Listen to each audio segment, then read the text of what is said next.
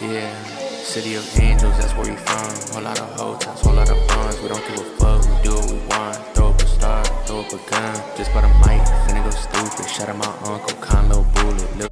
What up, video gang? I'm back with a new video. Today we're gonna react to the weird reason why Back to the Future fired Marty McFly.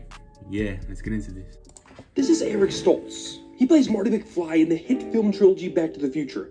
He going to become one of Hollywood's biggest stars, dominating the decade and the next with huge blockbuster movies and massive TV roles. He is now today an American treasure. Now, if you had a DeLorean today, you could trace your way back to a time where that reality was slowly coalescing. It existed.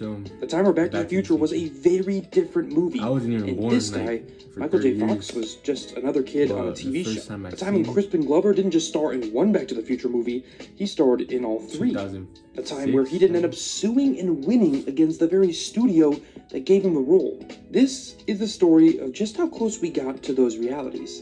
The story of what went wrong with Marty McFly and what really went wrong with George McFly and the actor that played him. You were wrong. Without just cause or provocation, you denied me permission to do something I have every right in the world to do. Back to the Future was the brainchild of Robert Zemeckis and Bob Gale, with some eventual help from Steven Spielberg. But it was not an idea the world loved right away. In fact, almost every studio the two took the idea to absolutely hated it. The script was passed on over 40 times before finally getting made. Some thought the movie was too immature for mass audiences. Others, like Disney, thought the movie was too inappropriate because, you know, this is his mom. But when it was finally picked up by Universal, two people were cast as the leads. Crispin Glover as Marty's dad, George McFly, and Eric Stoltz as Marty McFly. And filming would finally get underway. You've probably heard of method acting. It's a form of acting where you essentially eat, sleep, and breathe the character. On and off set, you become that person. You're always acting. It's intense, but the people who practice it swear by it. It's what led to performances like this. Well, Eric Stoltz, prior to Back to the Future, was known as a dramatic method actor.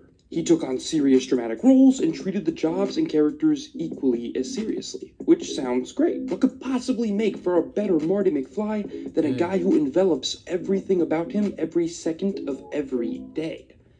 Well, apparently a lot of things could have been better. Back to the Future shot for 6 weeks with Eric Stoltz as Marty.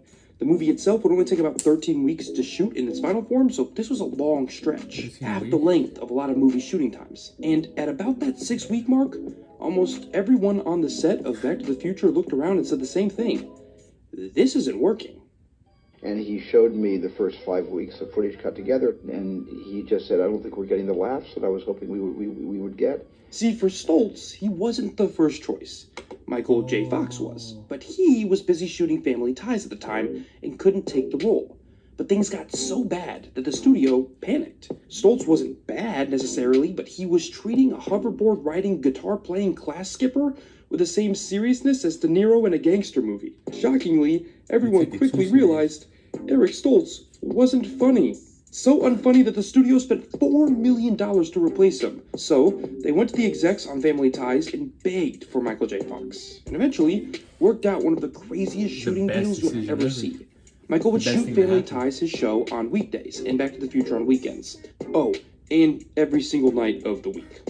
He'd be picked up from set on Family Ties, driven to Universal's lot, he'd film till 4 a.m., be driven home, sometimes literally carried into his bed, and then picked back up, again, literally carried out of his bed by a production assistant into another truck at 6 a.m. to shoot Family Ties the next day. Fox says he got 2 hours of sleep a night on average for 3 months. But things went a bit different for George McFly. Hey, see you later, Pop.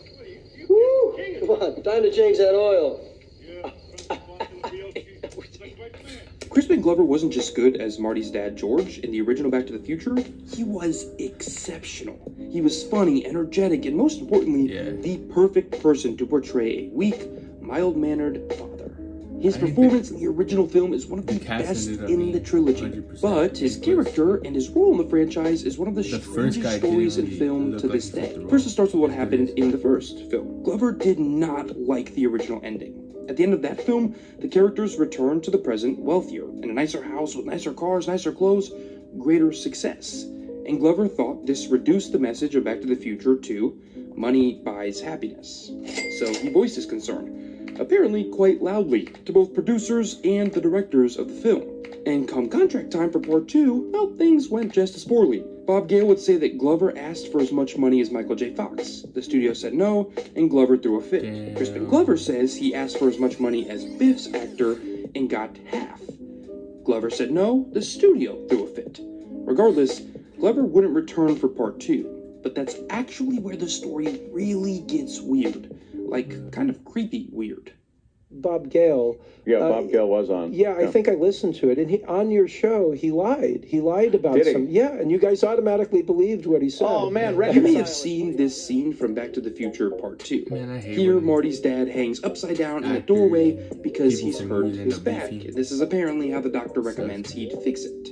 Well, that's actually kind of sort of Crispin Glover, who, remember, refused to appear in the movie. Instead of announcing a recasting, Universal decided they tried to hide Crispin Glover's departure. They casted Jeffrey Wiseman as the new George McFly, a move that even the actors on set weren't happy with.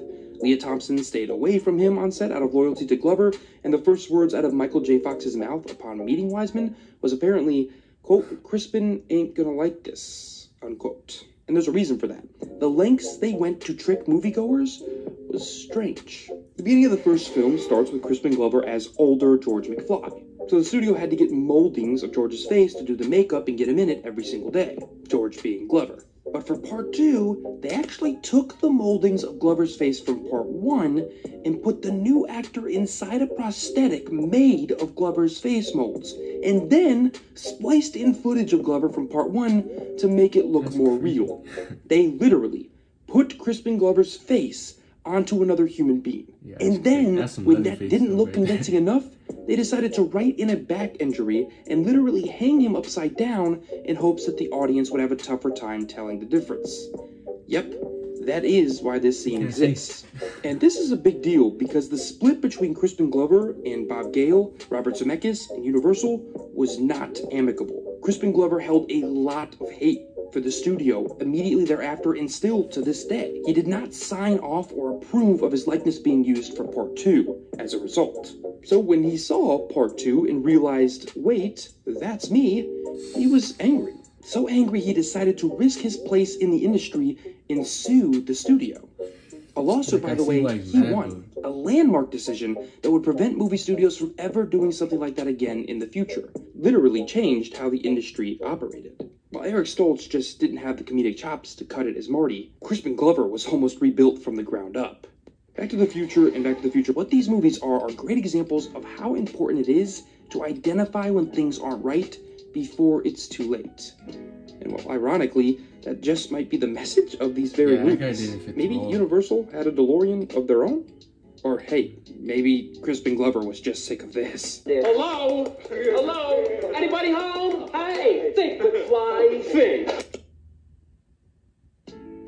That is it for this episode of Nostalgic. If you enjoyed the video, press that like button down below. And if you haven't yet done so, also hit subscribe. That'll make sure you don't miss anything I put out on this channel. And also hit the little bell next to the subscribe button. That's just a notification bell. Just make sure you're actually notified when I upload. Helps me out a lot. Helps you out too. So subscribe and the little bell. Now really quickly, today's video is sponsored by Squarespace. Squarespace is an amazing website builder, a tool that I'm actually currently in the process of using for something for you guys, for websites, online stores, marketing tools, analytics. Squarespace is basically an all-in-one platform designed to make sure your online presence or your business gets off the ground and runs smoothly. It has things like simultaneous posting, which means that you can authenticate your social media profiles and post across everything, including your website, all at one launch.